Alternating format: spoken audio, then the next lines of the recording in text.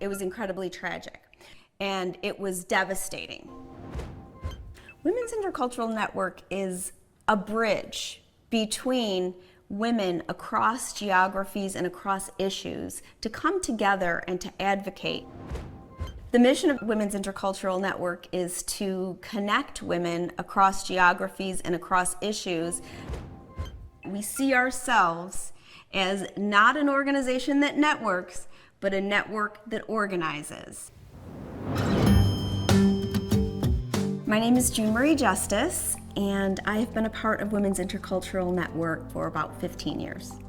Women's Intercultural Network is a bridge between women across geographies and across issues to come together and to advocate in spaces where policies are being designed, programs are being rolled out and crafted, and ensuring that these areas of concern for women are central and are shaping the policies we create. The mission of Women's Intercultural Network is to connect women across geographies and across issues to strengthen our advocacy and sisterhood and solidarity in order to create a more just world. Women's Intercultural Network is also strong in partnerships. When issues arise around the globe, as they do, women in crisis, in war, in the Ukraine, we reach out to our sisters there and we speak with them about what the current lived realities are and ask them how we can help. We don't superimpose any solutions. We learn from those who are closest to the problems, and we try to respect them and stand up in solidarity and hopefully support them in whatever they need. So most recently, an example of one of the partnerships, we initially worked through USAID. WIN received a grant to help build leadership for women in Kabul and Afghanistan. As such, we developed deep relationships and roots in Afghanistan. And when the Taliban retook control and the US withdrew troops from Afghanistan, we saw the rollback of rights. And it was devastating. It was devastating for our Afghan sisters. And in some ways we felt so torn because we had helped to bolster these women and now they had become almost targets. It was incredibly tragic. But Women's Intercultural Network was also responsive because we listened to our sisters. One of our board members is a journalist from Afghanistan and ran a leadership camp in Afghanistan. She has helped us to identify individuals for whom we could potentially be of aid in terms of granting them asylum, identifying them, standing up and working to help get visas for women and girls who needed to leave the country.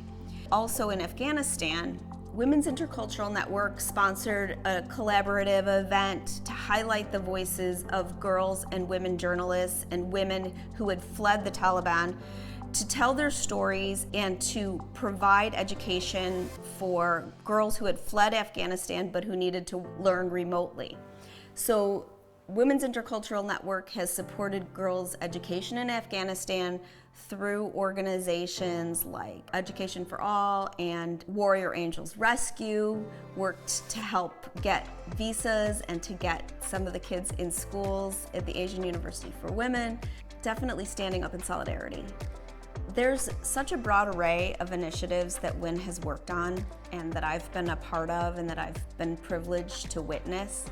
We have brought individuals from the indigenous communities to talk about best practices for regenerative agriculture, for what the experience is for migrant farm workers and ensuring that they had a voice in spaces at the UN, at the Commission on the Status of Women. So I remember one of the projects was interviewing migrant farm workers, trying to understand what they were facing, and then raising money to bring them to the UN so they could speak for themselves. And I think that's really crucial for us as WIN, is we don't want to speak for our brothers and sisters around the world. We just want to make sure that those voices that are marginalized and those voices that are repressed have visibility and are audible in the world. Every year, Women's Intercultural Network hosts convenings and panels that highlight experts that are working in the field of equity and gender. and it depends on the primary theme of the UN Commission on the Status of the Women for the year. But whether it's on data and technology, or it's on, this last year was poverty, we convene experts and educate our community and more broadly the networks that we're associated with. We invite folks to these forums so that they can be well informed and be a part of a conversation, but also have so much context, so much rich context that they wouldn't otherwise have access to. So we bring in voices from all over the world, and we do research, and we create space to try to solve problems collectively and to advocate in solidarity and increase our strength. We're working on really strong data governance with organizations and collaborations with a variety of partners like the Institute for Women's Policy Research. We have someone who's going to sit on our data governance board to help us to understand and craft the type of data governance that we need, protect the privacy of individuals, but still are able to extract the learnings and the information that we need to make sound decisions and judgments around gender equity. See ourselves as not an organization that networks, but a network that organizes. And that comes from our founder, that comes from all of these passionate advocates and women's rights leaders and human rights leaders that we've seen for generations. So if you're a women's rights advocate and you're a feminist, and you're a leader in an organization that has feminist values and believes truly that all human beings are created equal, we want you on our team. We want you to be a part of Women's Intercultural Network.